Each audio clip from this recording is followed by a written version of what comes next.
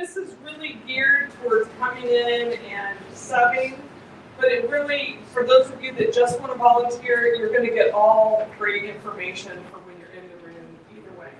So just know that you don't have to be a sub to be a part of this conversation, but we kind of geared towards that because that does all the things that you might observe or need to be supporting, even if you come in just to read or to clean at the end of the day, or if you want to be one of the super subs like Karen, or where Olivia started, etc. So we need all kinds of people. Karen's like, I'm subbing more than I want to. So help out if you can. So come on in. No worries. So this is Tracy. Hi. Tracy is an advisor in the Woods, the high school age level, and she's also our sub coordinator. And so when people are planning, like if they're planning to be off for an appointment or a trip, or they don't really plan for an illness, but sometimes they do, I guess. Then they text with Tracy, and she gets to know all the folks that can help in this way. And remember, every studio has 2 teachers, so you're never like in charge. You're just there with the other person. And sometimes you're extremely busy, like if you're in the early ed, because there's just always something fun to do. And sometimes you don't know what to do with yourself if you're in the teens program, because they kind of know what to do. But either way, she can help you to find a place where you can observe and fit in, and she'll be the person that you're mostly talking to come in and just, like, I think I wanted to sub some in 6-9, and I just observe in the 6-9 studio, and she'll set you up. Thanks for being here. She's going to help me with this conversation as well. So we have a couple of staff members here. Olivia, so you're going to introduce yourself? Hi, I'm Olivia. I'm one of the developmental specialists in the Woods, so I work with our exceptional learners in the teen program. Started as a sub right at a year ago, and I've joined the staff in January. Super glad she's here. And Michelle? I do. You have no voice. So Michelle is awesome. Michelle works with us up in the Woods. She's a developmental specialist as well. Awesome. Yeah, she's fantastic. Yeah. Awesome. And then Kelly. Hi, I work at their desk. I take care of attendance, ordering, help on the finance side of things, just a little bit of everything. So let's see who some of you are. You can go ahead and click to the next button if you want. How many are here for children that have are in our early ed program? 3 to 6-year-olds are in nursery. Great. And I want you to watch. Keep your hands up just a minute. I want you to watch what happens when we get to the teens. And this is why I want you to just think about this. 6 to 9 program. We have children in the 6 to 9-year-old program. 9 to 12-year-old program. It's getting fewer. 12 to 14-year-old program. Great. And 14 to 18-year-old program.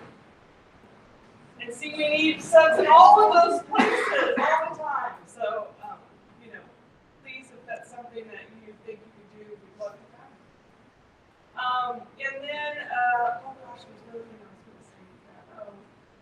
Oh, it's the regular subs and volunteers. I see Karen. Who else has subbed before in here? Oh, thank you.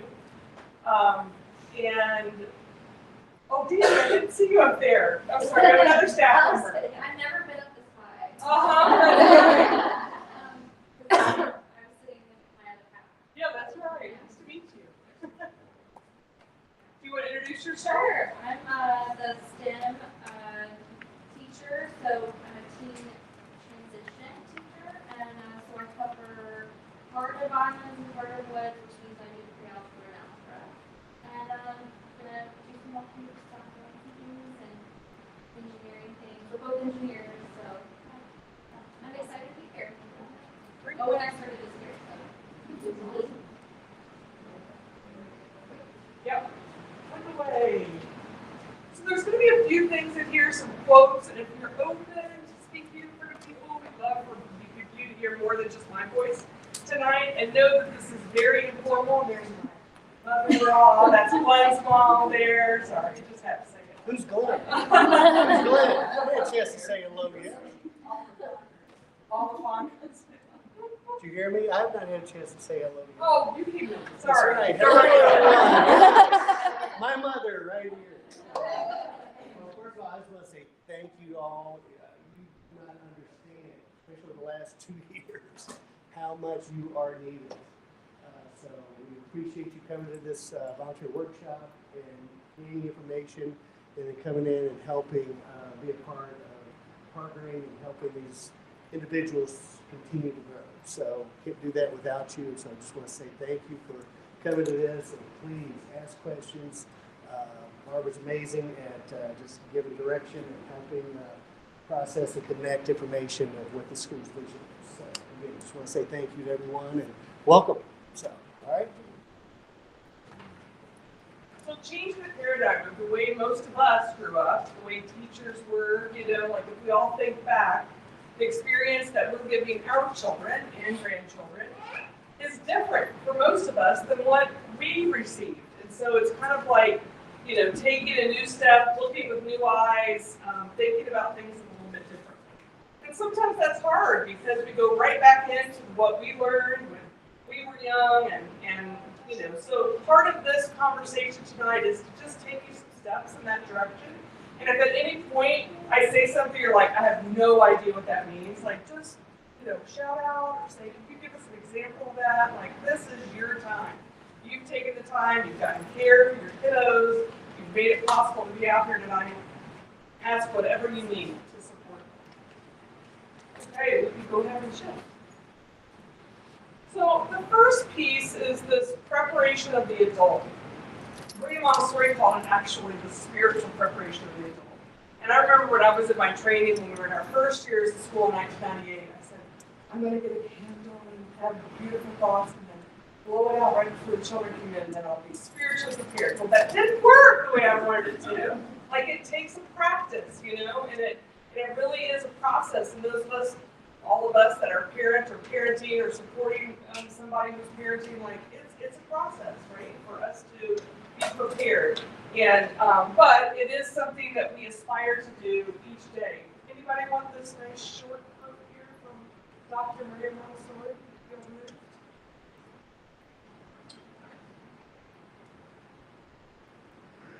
Take it? Sure, you want to take it?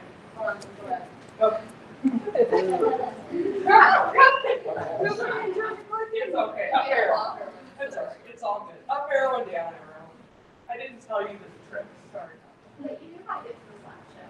That's right. She did. She went right there. Go ahead, Carrie. You want to read it? Yeah, so the child builds his inmost self out of deeply held impressions to receive. Anybody have any thoughts? Does anyone like, that means something to me? Do you want to share, Carrie, what you were thinking when you read it? Well, for me personally, it's what we make of our kids when they're little, and then I have teenagers, and so now they're saying, that's not what I wanted to be, or that's not who I wanted to be, or that's not how I am.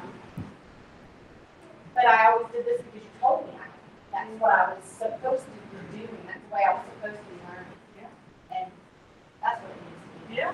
Yeah. Yeah, go ahead, Andy. Whatever you say to them comes with your voice at some point in your life, so you have to be careful of what your words are and what they're hearing, what, stimulation you're giving them so that they can have a good impact.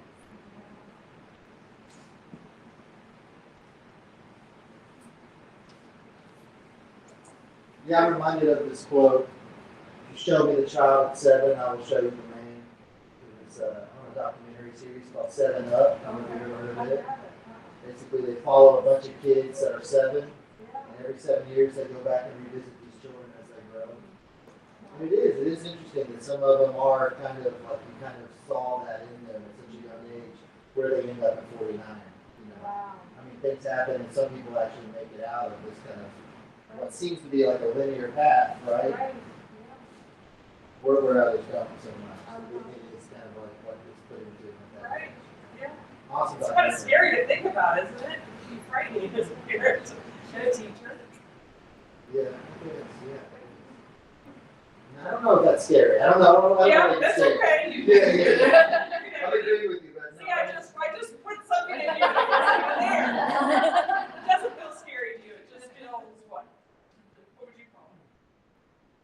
look, we have a responsibility this time. Yeah. Starting then.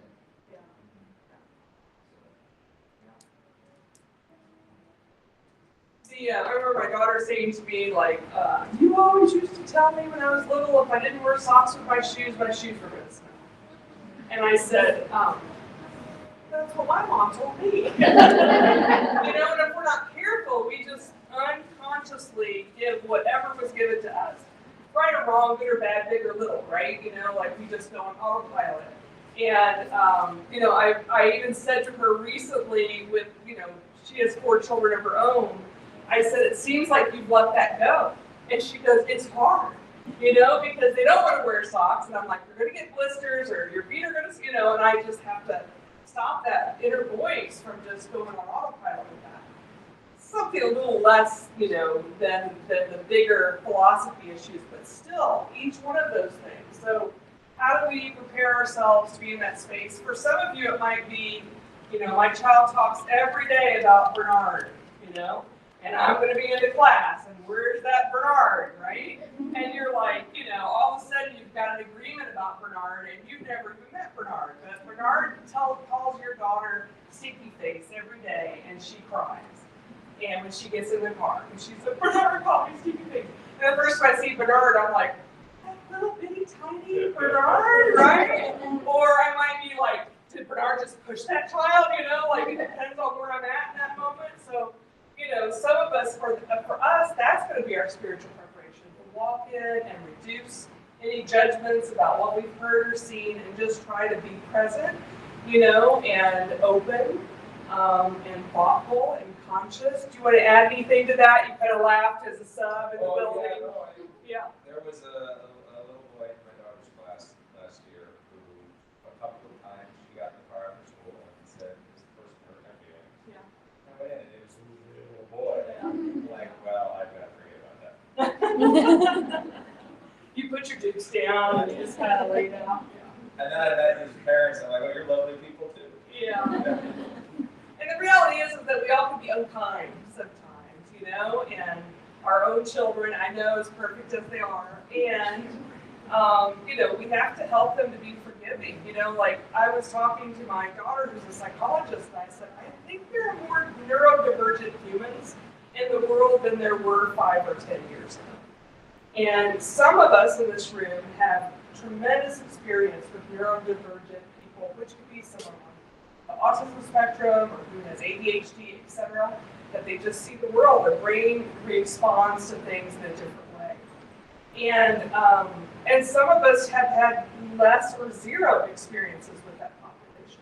And so, like we're an inclusive school, and we help young people and older young people to embrace difference and to support somebody and to set personal boundaries and also to be kind and loving and open and supportive, right?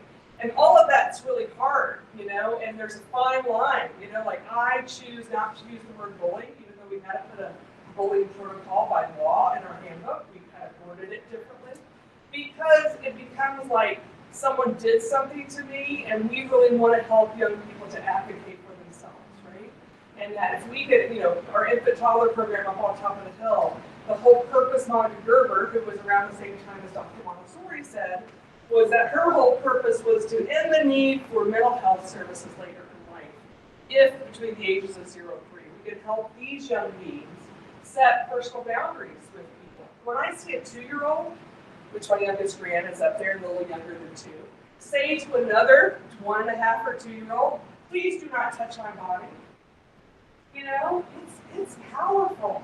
And it doesn't mean that everything's perfect and that they come home feeling empowered and valorized every day, but there's steps in those directions, right? And they're recognizing that that little boy that pushes her every day, like his body sees, he needs that pressure. And you can say, I don't want you to push my body, and you can move back. And you have other options. You can get an adult to help you to set that boundary or to move your body if you can tell he needs something. And our job, all of us when we're in the building, is sometimes to recognize a need and then figure out what's the missing piece and how do we help them feel that. It could be, I was working with a young person today and I was kind of brainstorming with the parent, and we knew that this child just lost someone very important in their life two weeks ago. And they are having just such great dysregulation. And we're wondering, is it all about that? Is it something different? There was all this new research lately about dyes, and California is looking at taking all of these specific dyes. Did you see that out of the school lunch program? And what the research is saying about that, like there's so many things, right, that we have to think about that affect the way that we are with one another. I could talk about this forever and ever. Is this going to last like till midnight? So, but it is an important part of that, preparation of the adult is to think about how do I respond to things that might feel triggering to me even, right? Something that I, felt as a child, and I see this person with this big energy or big emotion, and I'm not sure what to do with it. And, you are not in charge of all of that. Who should they come to, Tracy? Well, the other teacher in the room is our first point of contact. That's right, yeah. So if Tracy and I are co-teachers together, and I'm out for the day, and Carrie's the sub, Carrie sees a really big emotion, like we're not expecting her to do anything, and actually we're asking her to go get Tracy, And that could be this, like, I know sign language, and I'm saying Tracy, and more than likely Tracy already sees what's happening and is coming closer to the situation, but we're not expecting that from you, because you don't know all the ins and outs of that. You don't know that this child or that child or this teenager just had this X, Y, or Z thing happen. You just wouldn't know. And we wouldn't really tell you unless it was really necessary for the work that you're doing. So let's flip it on. So you could just use those down up arrows. Did I tell you that? That might make it easier. So there's another quote. Anybody feel moved? If you can see it from where you're sitting.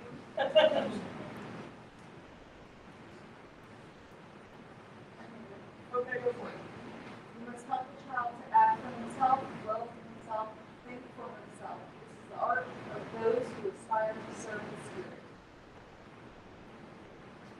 I think that is like going like we were talking about teaching kids to advocate for themselves, but also like finding their own personality and their own social setting, and not allowing somebody else to replace them in that setting. You want to add to that? Something you were thinking?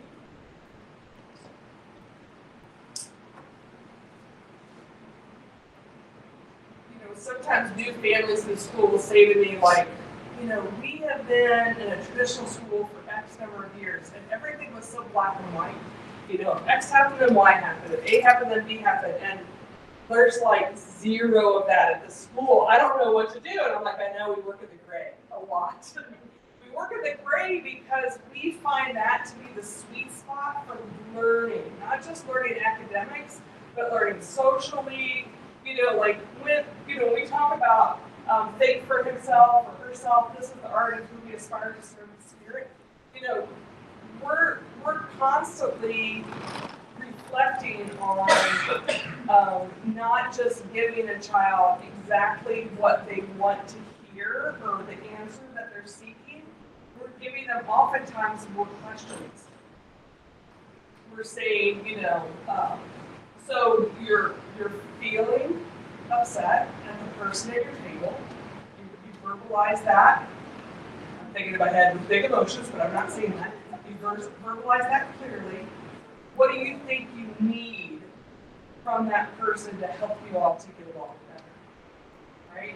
Now, that's great. And that could go in 9 different directions.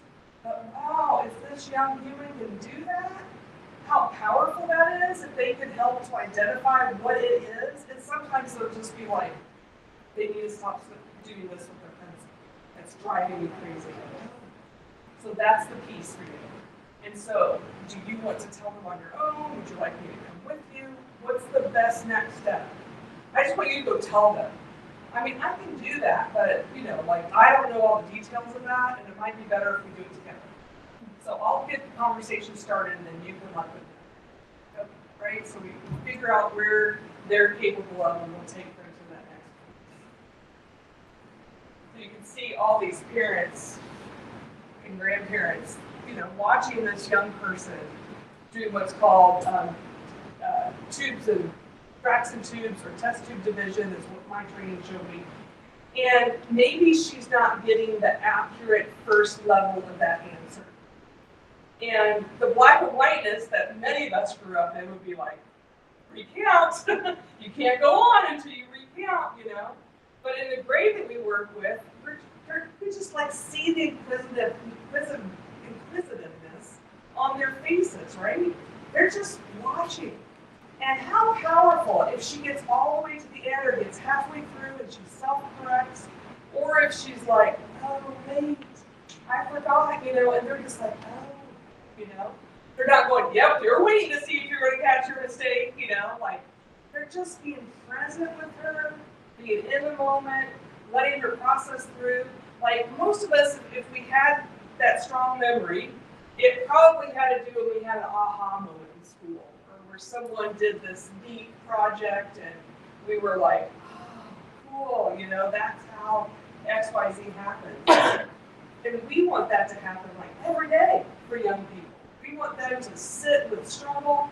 We want them to move through that struggle. We want them to feel a sense of like empowerment in it, We want them to try to, seek out support when they need it, and also like self-correct when they can. This is like the perfect expression, of just like wonder, we're just sitting with. In a few weeks, some of you will come to the first child's work night of the year, and your child might be 3. And for like this family, when this child was 3, she sat in the room and did this, spun a globe for 20 minutes. And the parents were like, you've got to be kidding, But like, that was her comfort level on that day, and it was hard, and they were saying, you've got to be kidding me, whispering to me. But to her, they were just like, being present with her, and the second child's work night in the fall, like, she showed them all of these things, but that is what she had the capacity for on that night, for whatever reason, right? And they just sat there and watched, and respected, and eventually, she kind of walked around the room, and then she'd get the globe again and bring it over, but, like, that's where she was in that time. Okay, we can go ahead and switch. Oh, it's a little bit longer one. Anyone feel moved?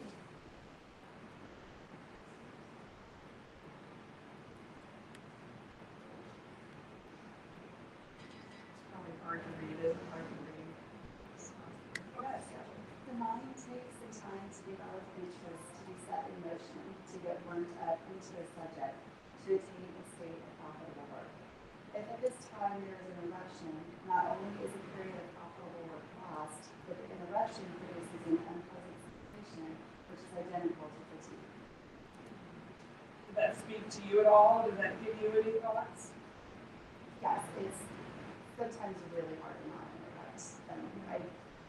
At home especially, because they generally get super engrossed in something right when something else needs to be happening. Yes. It's not malicious on their part. Like we're 10 minutes late getting out the door. Yeah, like we gotta move a bit longer. It's time to eat, or it's, whatever. So yeah, it is hard to strike that balance of learning and really concentrate through the whole whatever project is going on in your head. So true. So true. And Marie Montessori said even a smile could interrupt that flow. Whew, hard, right? Because you're sitting there and you're like, to see this 4-year-old for the first time get the 100 board out, and all these tiles numbered 1 to 100, and they're putting them all down, and it's taking them 2.5 days, and they get all the way to the end, and you're just like, and that they stop like at 92 because they see you smiling. And they're like, are you so-and-so's grandma? And you're like, yeah.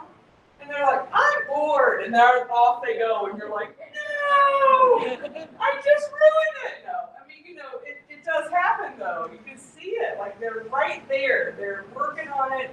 And then they're like bored, or I'm tired, or I'm hungry. And like you can't get them back to that same place, whatever that was. And so, I even think, most of us can think of our own lives when we're doing something, when we're in a mode and something interrupts this phone call or whatever, and getting back into that is so hard.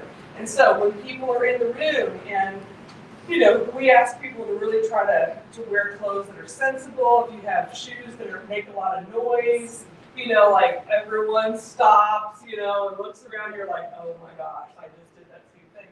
Or a heavier perfume or something that you're wearing can affect other people. So we really try to think. And I love this picture because this young person is just in the flow of doing these broad stairs. And these other two children, whether she's giving a lesson, whether they were just playing and then she just started doing it and watching it, I don't know. But, you know, it just kind of shows that flow in that process for sure. Okay. So these are some of the adult supports, mostly if you were subbing, but sometimes if you were volunteering. There's a document. Oh, do we have those codes? Okay, did you all have one of those codes? There you go. So if you want to scan that with your phone and look at any of these documents, yeah, you can, but you can do it later.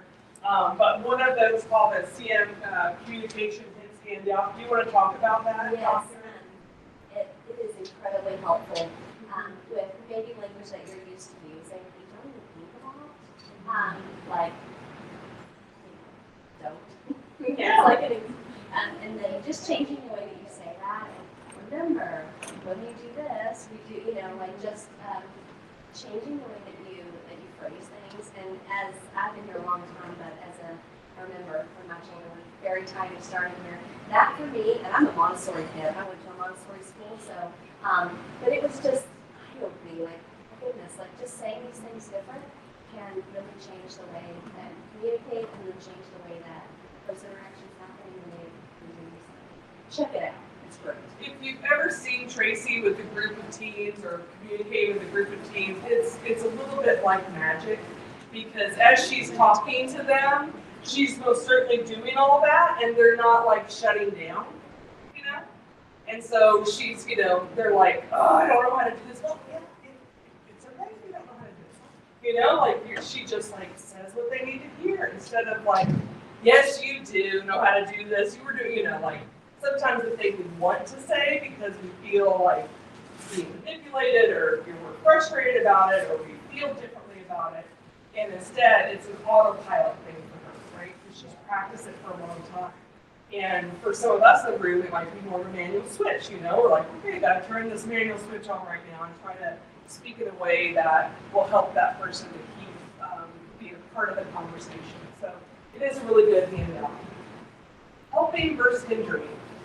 Any thoughts of a 4-year-old or a 3-year-old trying to put their coat on? What we can do to help them versus hinder their development? Any thoughts on that?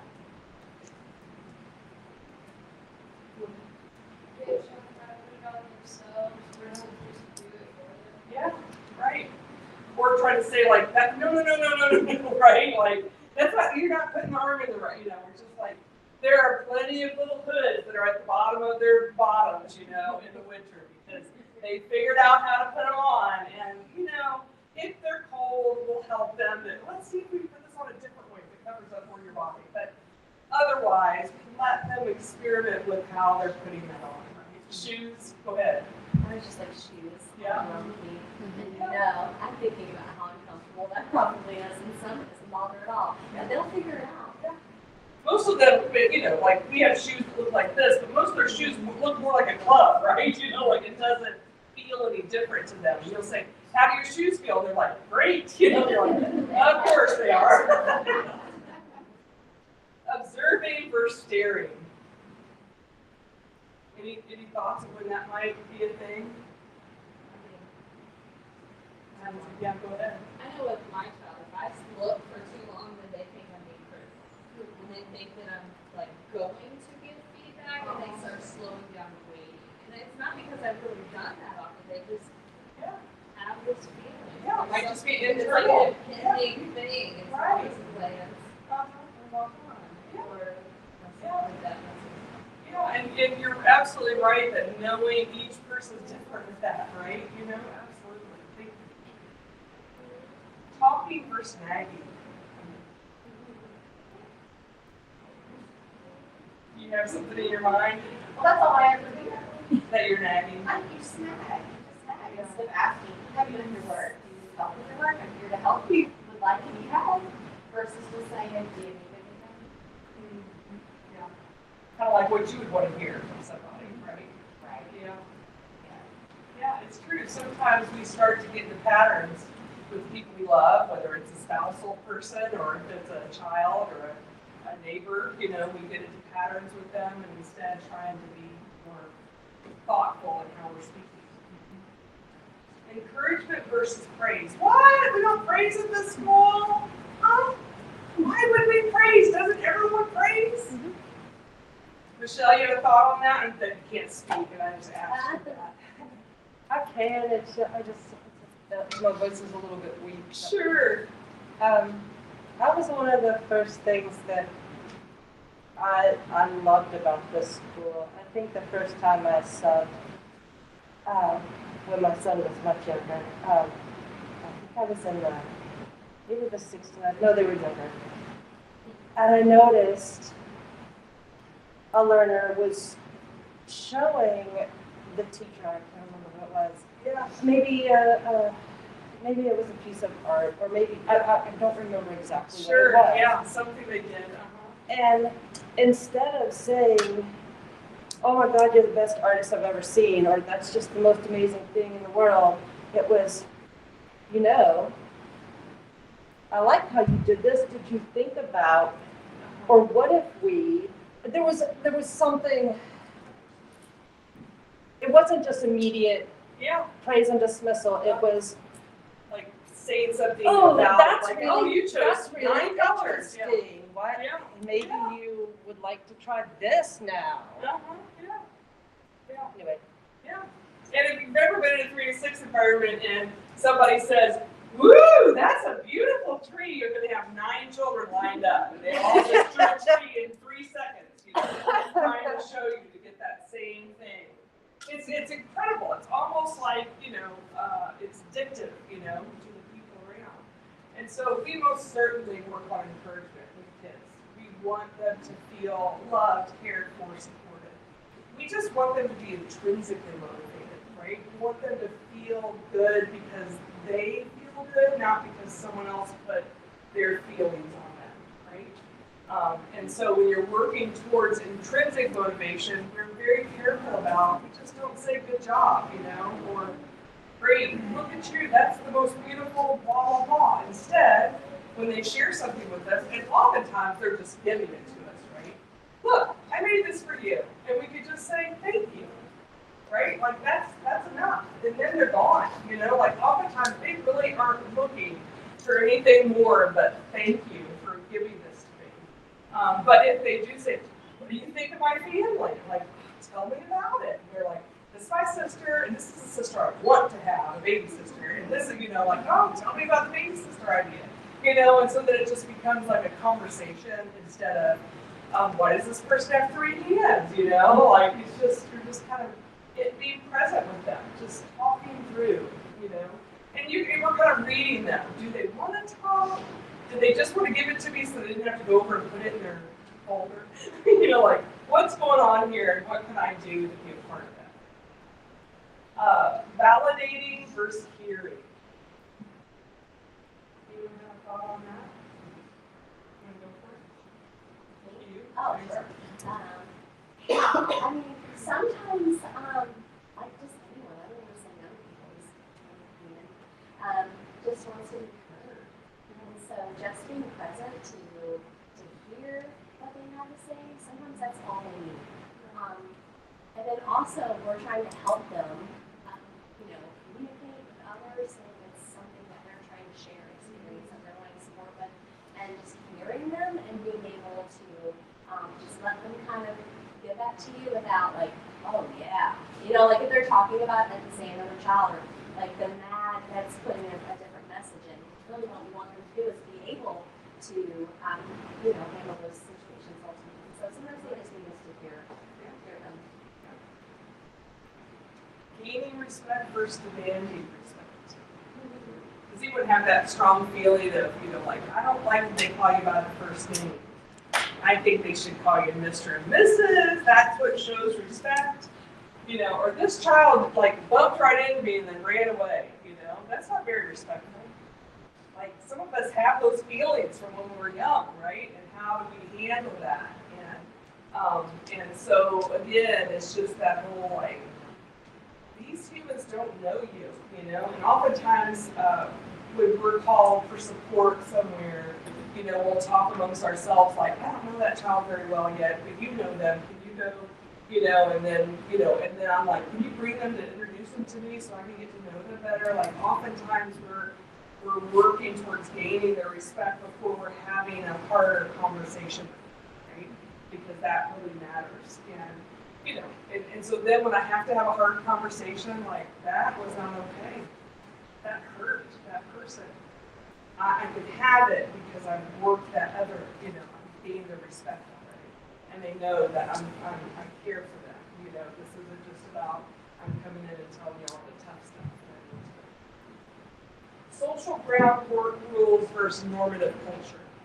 I'll talk about this one because they're kind of the words you might not be familiar with, but oftentimes, you know, there are ground rules that each environment creates. And they start with three things: respect for self, respect for others, respect for the environment. And so, you know, when the children, it's 6, 9-year-old, it's really fun to watch them talk about like, what do we want to make our commitments in our studio? You know, if we know that respect for self, others, and the environment are the things we want to do, they're like, no pulling hair. You're like, okay, you know, like, you know, all of a sudden you got 92 things that you're committing to. But it's really funny, and it helps them to think about, so how can we combine these things? But what also happens is this normative culture piece, which is like, it's not really something we've talked about, but I did it, and then this other person did it, and I know Tracy saw it. She didn't say anything, so it must be okay to do. And I'll never forget, like the third year at the school, I came into the after-school program, and I was helping, and these children were standing on the tables, and I was like, you know, what's going on? I said to the adult that was working in there, and they were like, they said they do this all the time when I'm here. And I'm like, yeah, did you ask them if it's something that's okay to do when you're not here? And they're like, no. And I'm like, I wonder if that's the question, you know? And so they're like, is this something? No. But, you know, it just became like, this teacher didn't say anything. It must be fine, you know? It just that whole, like, it happens. It happens in workplaces. It happens at home. All of a sudden you look up, people are drinking out of the milk carton. You're like, when did that start in our family, right? And so we're really conscious of, and you won't know. I mean, there are 1,000 different things. I'll come into a studio and I'll say, like, is this something that's okay in your studio? I don't know. Like, they make different decisions all the time based on each individual environment. So it doesn't mean that if you've been in there 20 times, you're still going to know. We're always asking. We're always going to the teachers and saying, is this okay? You know, is this something I can do? True, Karen? And every studio is so different. Bless her heart, she's been in all of them this year already. So.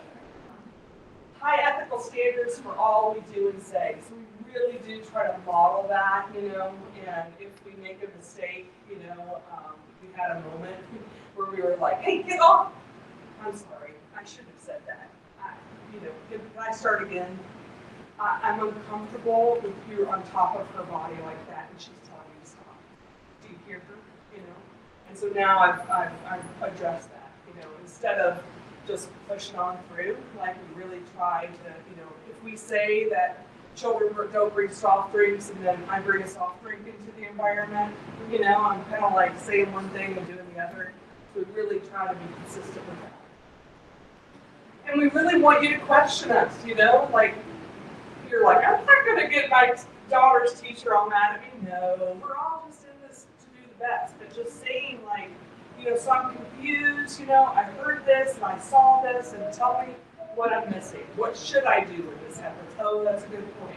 It is something we try to do. With this kiddo, we've got kind of a special plan for them, and this is, you know, what we do with this young person. And so sometimes there's a reason for it. Sometimes they're like, I fell short. I appreciate you bringing that up to me. You know, I didn't even think about it. So we want you to do that for sure. Anybody want to take this one? What is generally known as discipline in traditional schools is not activity, but immobility and silence. It is not discipline, but something that festers inside a child, arousing his rebellious feelings. Any thoughts on that? Lillian? Okay, So many. brevity How much and I, time do come have? on, right? So just working in the woods, and I did sub at the other end of the building, one of the things I see within the Montessori philosophy for discipline is going back to that point of learning and that intrinsic motivation and that identity, and helping all people, not just the young ones, learn why they're doing the things they're doing, and helping identify those things of, I'm having a really bad week, so I'm not my best self.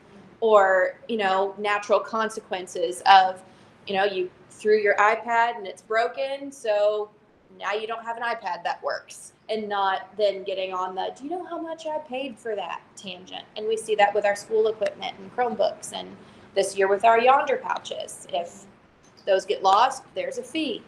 And just letting life unfold in a natural way, and not creating a punishment or discipline because it's what we feel is right. And, like those quiet, sometimes it's often the girls that can be more quiet, so we think they're look how, sweet they are, and, it doesn't mean that this other child who has bigger things to say in the world is not also interdisciplined, it's just a different way to look at it. And, we have to just be really careful at just seeing the quiet person as the one that is the better of the people.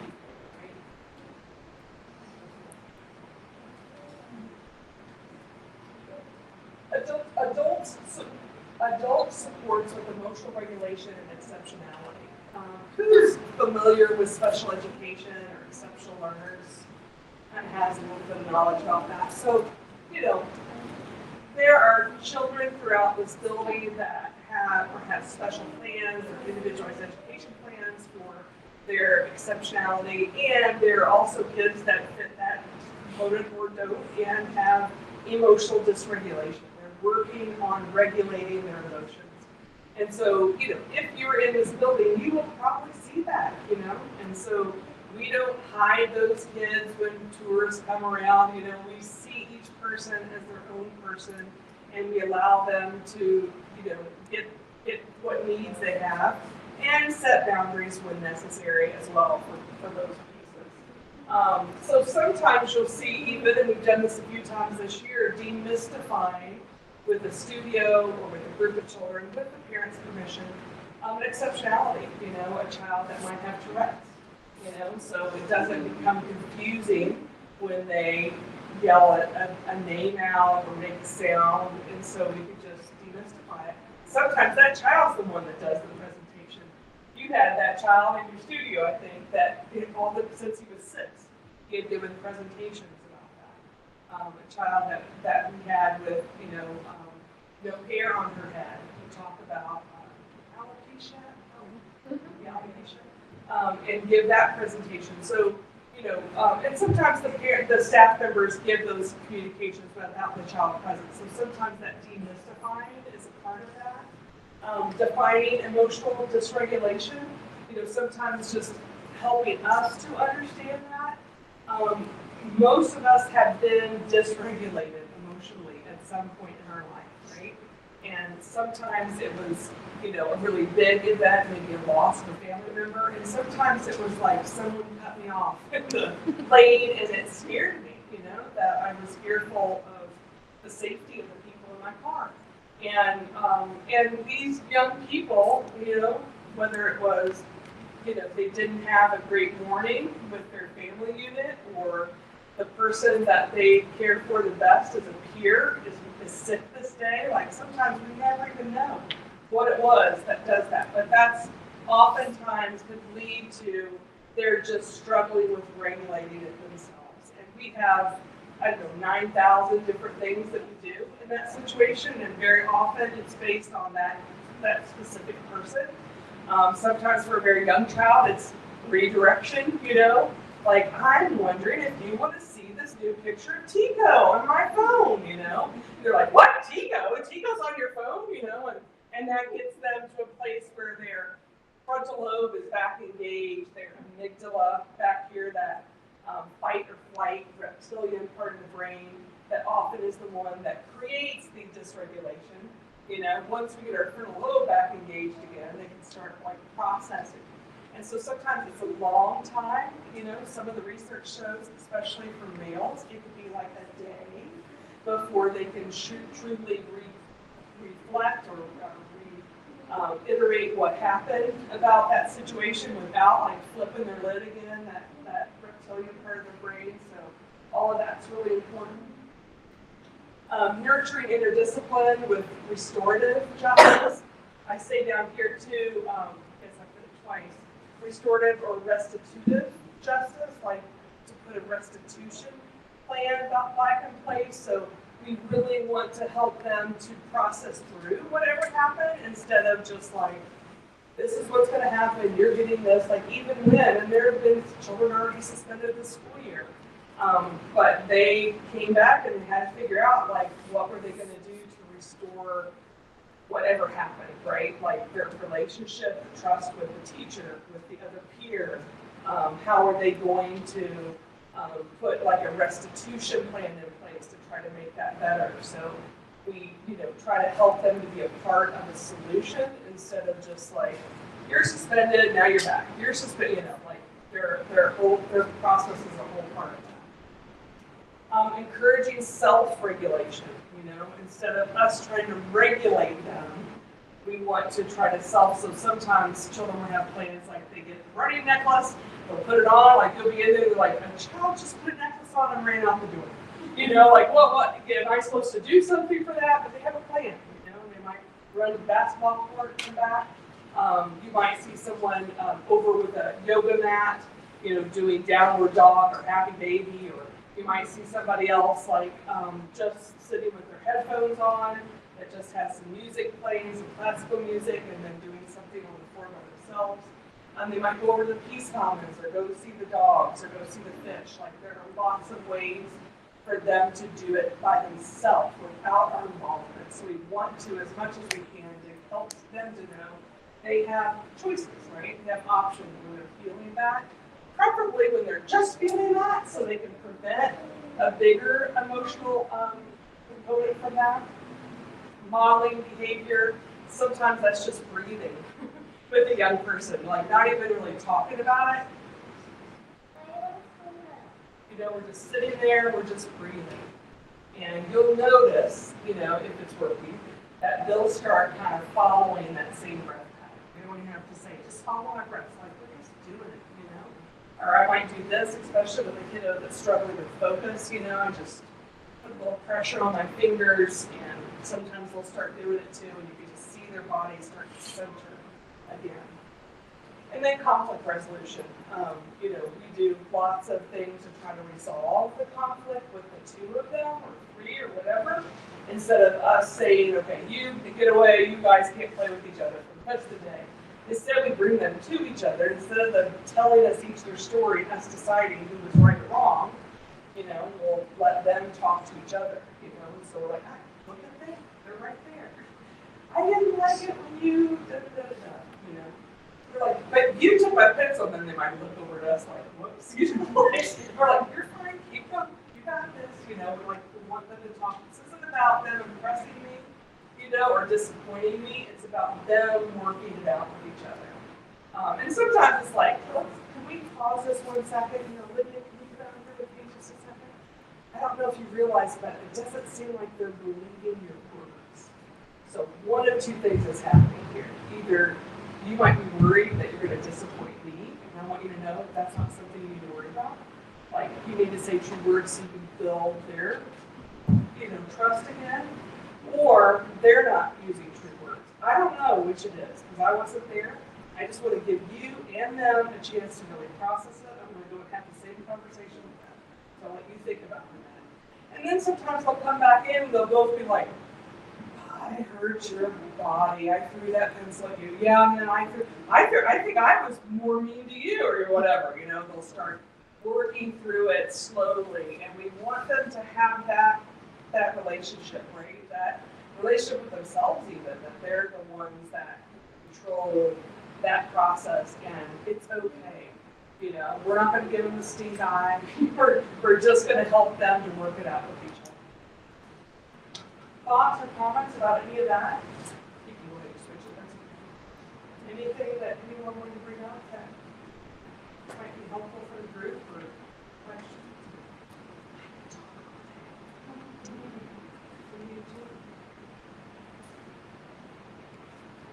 I was going to add, Jen and Moonstone taught me 3Ds the first time I was in there, and they were the most helpful tool for me as a sub.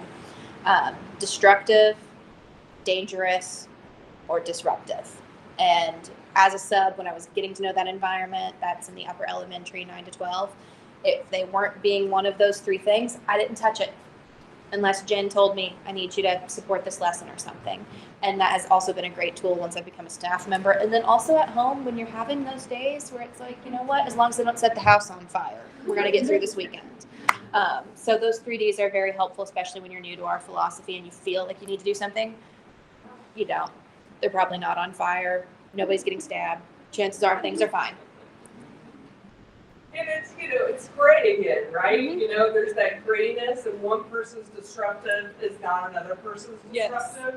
But it's a good place to start for a lot of people, because it is hard to know, you know, like, is this something, like, they seem busy, I don't want to bother them, like, it's okay to bother us, you know? Like, we'll let you know. Yeah, we'll let you know if they're okay, or if something needs to happen. What was it again? Dangerous, disruptive, and destructive. Destructive. Yes.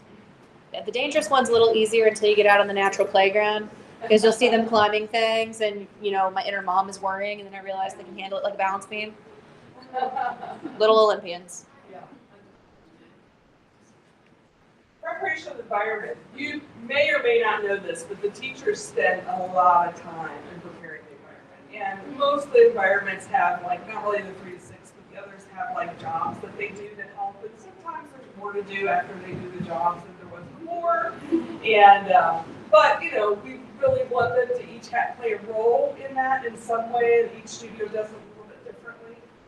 But if you just look at this one little section of a 9 to 12 environment, like, you know, it needs to be dusted eventually. You know, we move the things to the, what we call to the edge of the shelf so they can see it well. Things get changed around oftentimes in early ed often, you know, they're putting new practical life out and so forth. In this environment, less changing out of these, but more of this. So, you know, it all has a role to play. And if your goal is to, I just want to help in some way, I can come in like once a month and do something, like that might be the thing, you know. And if you come to this workshop, you can come in and help kids to clean the shelves. We used to have a lot of bunnies. You have really the only mammals, well, besides the dogs, in the building anymore. Guinea pigs. It's like, what is a hamster? Like 2 guinea pigs. But they take a lot of work, you know? They poop a lot. And so when I used to have bunnies in my studio, it was just like, oh my gosh, you know? Like, we had to wash everything every week. So sometimes, you know, just that in itself, just helping to do pieces like that can be really, really helpful.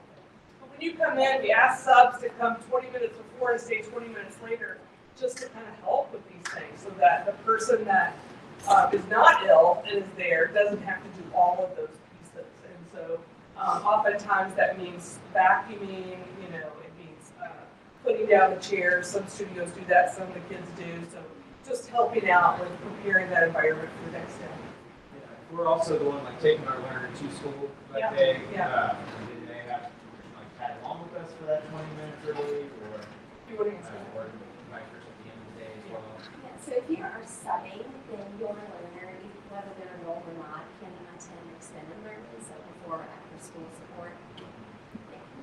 Yeah, depending on the child, you know, they might just come into the studio with you too. I would just, you know, ask that you might have a child that like has never been to extended learning that might throw them off for the whole day, or they're like they've been begging you for their whole life to go to extended learning, right? So most of the teaching staff's pretty supportive. Or you might have a child that you're not going to be able to get anything done if they're in the room with you. So it just depends on that situation. But we want to help. Sure. Thanks for that question. So these are the different start times, you know, if you've never put it all together. For families that have a child at each of these levels, it's like, I'm really struggling. We were trying to help them brainstorm how to support that, whether they're going to use carpool, use extended learning, whether one child was going to show up a little late and the other one was going to leave a little early. So, you know, those are the different ones. So when Tracy says, I really need somebody in early ed, she'll give you these times, the 7:45 to 3:15, and you might say, I am not going to be able to get there till 7:55. That's fine. She'll let them know. But that's kind of the goal, is to have them. You come at the same time the teachers are there, so that you've got a little time in the morning to like say things like, you know, what time is your lunch going to be? What do they want you to do in this studio? Because they really are like these. They're almost like 19 different whole environments. Like they create them with the kids and with the co-teachers. Like we have some general protocols and parameters, right, in the school for safety and so forth. But otherwise, they kind of design their day. They design how lessons work, how materials come out, when computers come out, all those pieces. So. Yeah, so we kind of talked about this here, some more pictures of the environment. But you can imagine, you know, like a tiny 3-year-old can pretty much make this a 2-hour job in about 20 seconds. And so, you know, sometimes just being the parent that asks, is there anything I could do? I think one of you today leading with a bunch of things to cut up. Was that you? Were you leading with laminate? This morning. Yeah. And so, you know, sometimes you're taking home things that you're cutting up. Sometimes you're, you know, we have this one material, I don't know what's in this picture, that is a pin map. And so you have to like find where all of the countries are on this map and place them and so forth. So, but, you know, it really does. I mean, all of these are in an order based on sequence of the lessons. And so they all have a certain place to go. And there's not like, some teachers will make pictures of them and like to have a parent come in to help them.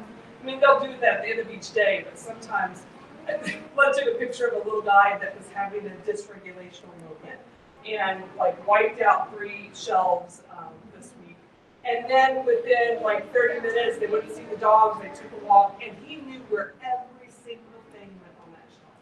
And he had it back put together in a minute. And he couldn't really verbalize until the next day what was he feeling or what happened.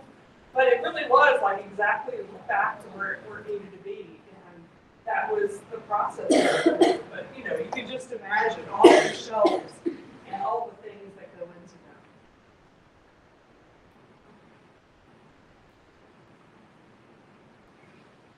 How things work and when and what to ask. So these are some of the pieces in there that you might be curious about. Some studios have class meetings, group meetings, community meetings. They're called, I don't know, 19 different things.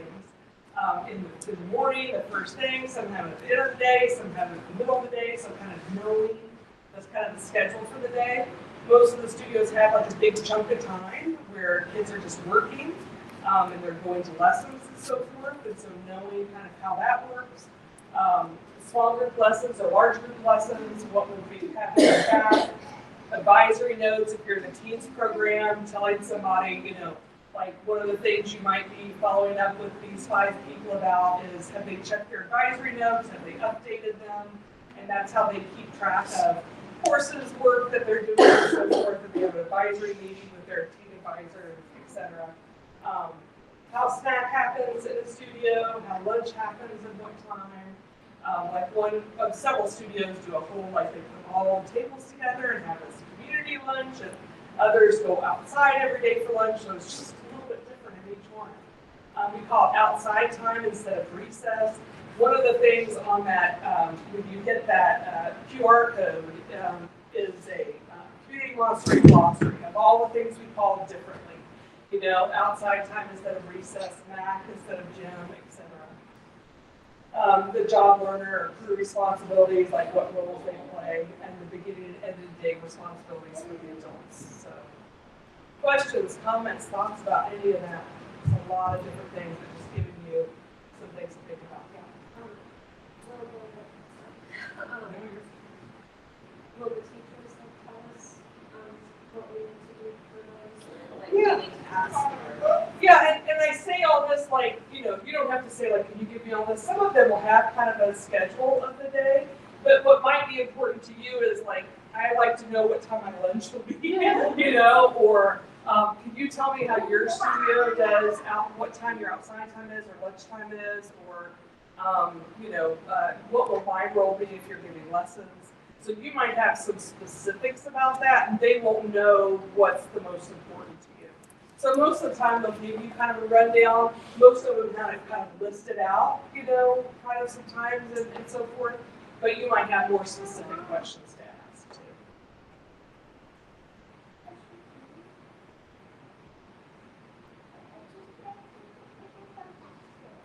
So main responsibilities, things we've already talked about, prepare, break down the room, coming in with an open mind, refraining from judgments, be aware of our own manner, of the studio, where we sit, how we walk, etc.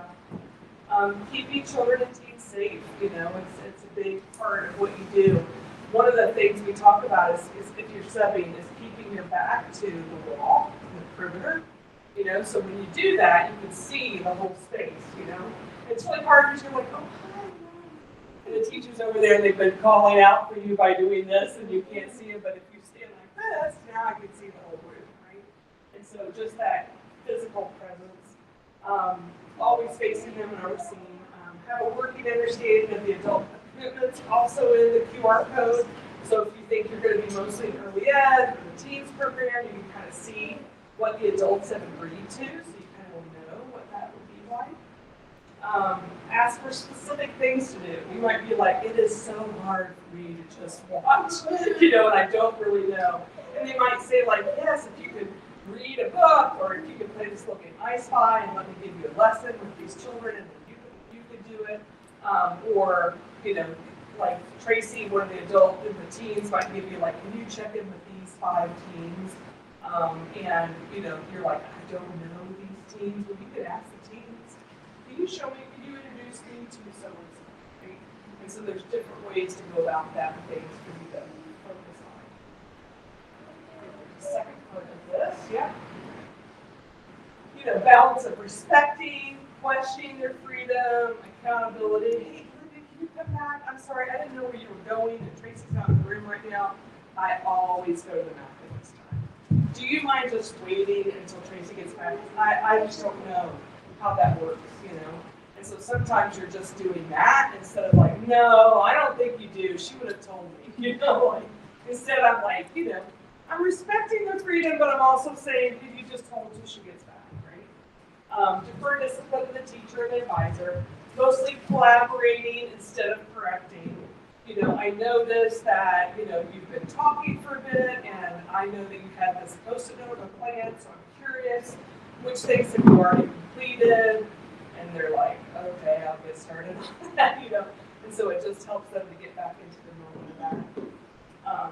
Indirect support to nurture independence. Do you want to talk about that one, Tracy? How do we do indirect support instead of direct? I mean, asking questions. Yeah. I think that's a huge piece, just asking questions about what they're doing with somebody who looks stuck, and asking them also, like, what resources could they, I don't know if that's what you're. Yeah, no, I think that's all perfect. Yeah. Yeah. Yeah.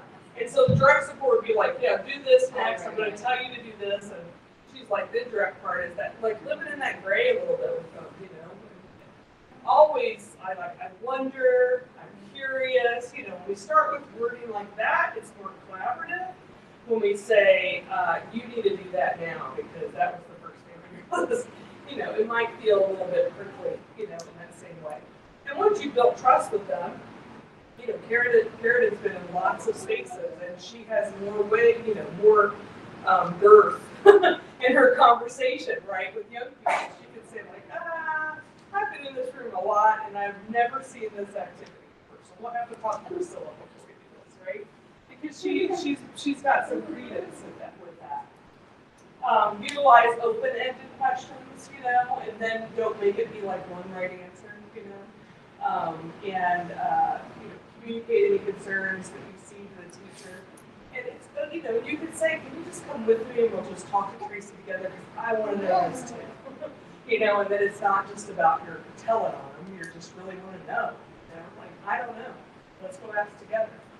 And providing consistency.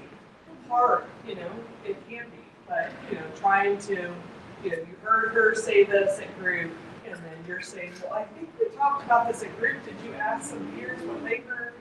I think I heard this. Did you all hear this? You know, and then it can help to pull that information together. So next steps, after you do this, we're going to give you a test. Not really, it's just a questionnaire. And you're just gonna, it's just for you to know that you are ready, really. I think all of you will get all of the answers, but it really helps you to just, us to know that you were here. And then, you know, Kelly will work on your background check. So there's some questions in there that you're gonna be like, why do I have to tell you this? But the more information we give, the less we have to like come back to you. I mean, it is embarrassing when I call someone and say, some things came up on your background check about stabbing somebody, and they're like, what? And I'm like, were you in Wisconsin before you? No, I was not. I'm like, so it helps us to have the most complete information, so we get the right, you know, Joe Schmo instead of the wrong one, and then we have these embarrassing conversations. So that'll be on this paper. You can go ahead and start passing those out if you want. We have the clipboards or anything pens. There's the sign sheet and some extra pens on the table. Okay. So if we need a pen, we'll pass those around too. But your next step would then be to email Tracy and say like, I want to get in the building and start like feeding in the spaces so I can. The teachers really do like give her a list of who their favorite subs are, because you know like they'll start coming and the people that are most consistently there, they want that level of consistency. So we want to help you to get in the space and get to know them. Should we take extra, like if somebody wants to volunteer and they're not here? If they're not here, there'll actually be a job form. We'll just do it online after this. We just do the big ones tonight. When you come for the day that you're subbing, you'll come to the curved desk. Kelly will be up there and you'll tell her whether you're volunteering or you need to get paid. And then if you're paid, then we'll start the process of setting you up in our payroll system. You'll actually be getting a W-2, but we still utilize this system for when you track your hours and so forth. Sorry, I'm just going to grab some more pins. Are we out of pins? Okay. May I share something just when you're first getting started, just so that you kind of know like the process. You need a pen? I do. Thank you. I'll find you a pen. Once you say that you're interested in say subbing, you're wanting to volunteer, then that can be another conversation between you and the student manager. That's primarily what you want to do. But if you're interested in subbing, the very first step after background check and filling this out is coming in for observation. So I will schedule you to come in and observe at whatever levels that you're interested in subbing at. We do ask people to be open to all levels. And you might have a 3 to 6 year old and you're like, I just want to be in there. I just want to say out loud so everybody's aware of that. Rarely will happen that I will place you in your child's studio. And the rationale behind that, your child might do beautifully with that. You're like, hey, they don't even know I'm there. But most of the time, they do. And so it's a distraction, frankly. And so that typically will not happen. It doesn't mean you can't be in that level, but it just, in general, it's not something that we do. Beyond that, after you come in and observe, and then I start to reach out to folks and say, what is your availability? You know, if you're wanting to sub, like what days and times are you available? Just so that helps me not call you on a morning when you're not available. So that's kind of the way that I do that, so that I'm not wasting either of our time. But just know those things, just getting started. Do you ever have someone that can't do like a full day, or they can do a half day? Absolutely. That's why it's really important to get that information. Sorry, go ahead. No, I was just going to say we have lots of opportunities where maybe a teacher just needs to be out for a meeting, and you could come in and just, serve in that. Yeah. Yes.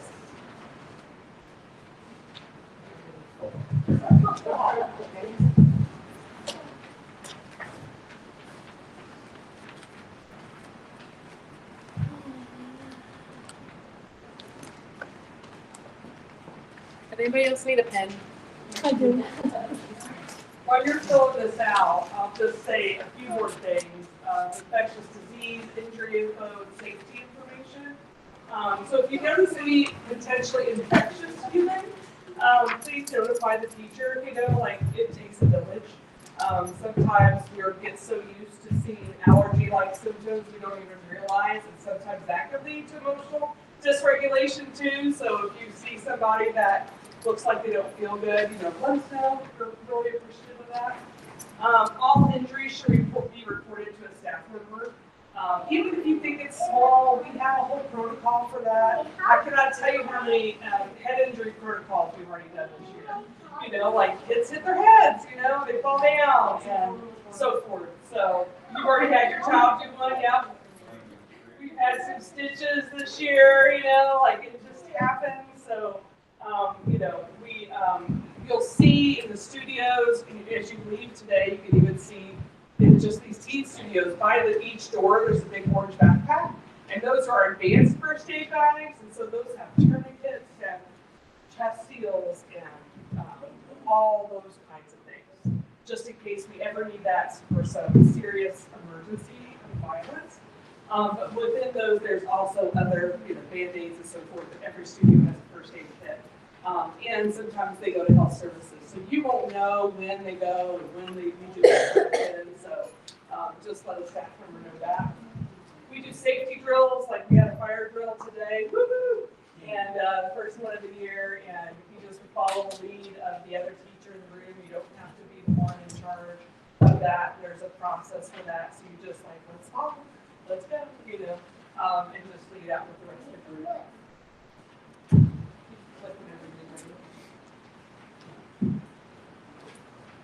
Yeah, so there's also books in MySpace. If you didn't grab the Montessori parenting book list out there, it has the ISBN number on it. If you go to the scan code, you'll also be able to click on it if you want to buy it. If you were curious, like, which book should I start with? I'm happy to have a conversation with you. I will ask you like 9 questions to answer that question, but to try to help you define what would be the right step for you, what you're looking for. Oftentimes, I will have that book in MySpace, and I have a checkout system, so you can borrow the book, and you just put down when you think you're going to bring it back, and then it's just like a self-checkout system. We'll probably have a further discipline, emotional dysregulation workshop later this year. There's also some of those past workshops about discipline, about literacy, about all the things on our blog. So visit the blog and you can see those as well. I know we send a lot of emails. I'm sorry, we just really want you to know things. And so we know that you'll choose the studio emails over everything else, which is what you should do. But we do try to give information to you. The studio emails usually go out on Friday or the weekend. The Cupola notes go out on Monday. Ready? I think that was the last one. Questions, thoughts, comments? I was going to ask you how you spell or how you pronounce cupola, because I'm always wondering if it's cupola. Or Yeah, you did it. Cupola. Yep. Cupola. And it's actually that architectural shootout of the roof is called the cupola. And so it's like we're under the cupola, so that whole area there, we're all of like me and Glenn and Brina and Kelly and everybody that works up in the front. That's where our space is. It's really funny to hear a 3-year-old say, "Is this the cupola?" And this is the curb desk. What else? What did we miss, or what are you curious about? Yeah. Yeah, absolutely.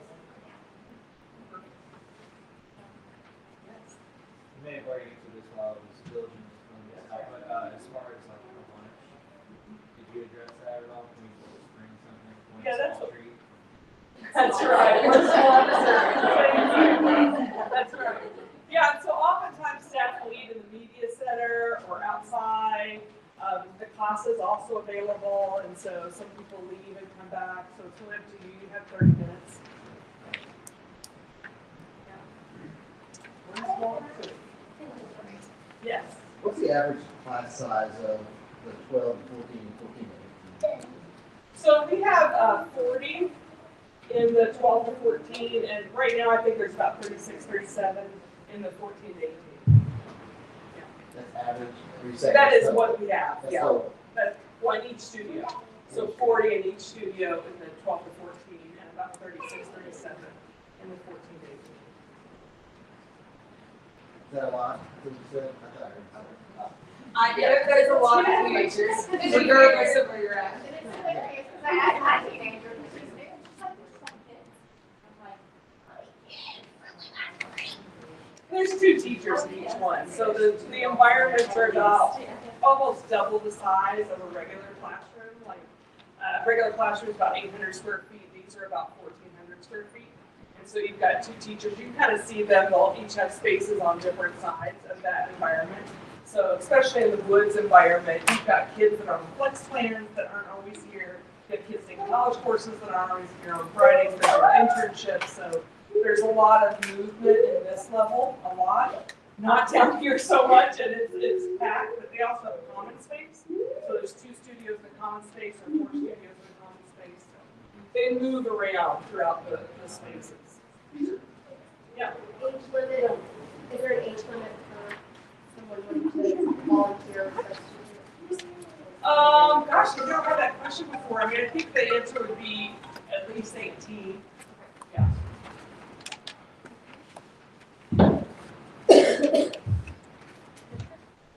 Are you ready for your answers? Do you mind if I off with your questions here? So studio assistants should arrive 20 minutes early and leave 20 minutes after pickup to support the preparation environment. True. One way to gain the respect of children teams to talk softly, listen intently, and model consistency with the parameters in the studio. True. To be consistent with working with children CM, I will support intrinsic motivation instead of praise and rewards. Nope, not even saying good job. True. I have reviewed the community Montessori education kids document. Please do. It's magical. Yeah, it's great. Spoiler. Okay, yeah. When a child or teen becomes frustrated or is unkind, I should get a staff member for help. Please.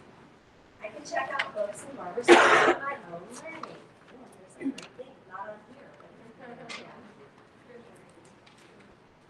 Background checks are conducted on all subs, studio assistants, and volunteers. True. And the school pays them. Yeah, that's true. Oh, the basic sub rate, I'm sorry, is $11 an hour and can be waived for a donation. True. Yay. Any last questions, thoughts, comments? On here, and also this before, but as specific as you can be, it's really helpful for both of us so that I'm not reaching out to you at a time. And like, if that changes, please let me know. Because we update, we get that document updated. So if you just want to volunteer, you're like, I'm not interested in subbing, just write that on there. If you can do both and you're just open and you just want to come in and see what's going to work for you, write whatever narrative you want. And don't feel bad if you find yourself ill when you have a sub job. I have had to do that more than once, and I just text Tracy the night before, just communicate. Nobody's going to be upset or frustrated. Keep your germs at home. Rest up. We don't want you to come in here and not feel well. It's okay if your kids are sick. You don't even have to say you're sorry, like we understand. Did you have a question? You always get on me for saying I'm sorry when I'm sick. I do. Well, thank you all so much for coming tonight. We'll stick around if you have anything else. We're really appreciative of you. Thank you, and thank you.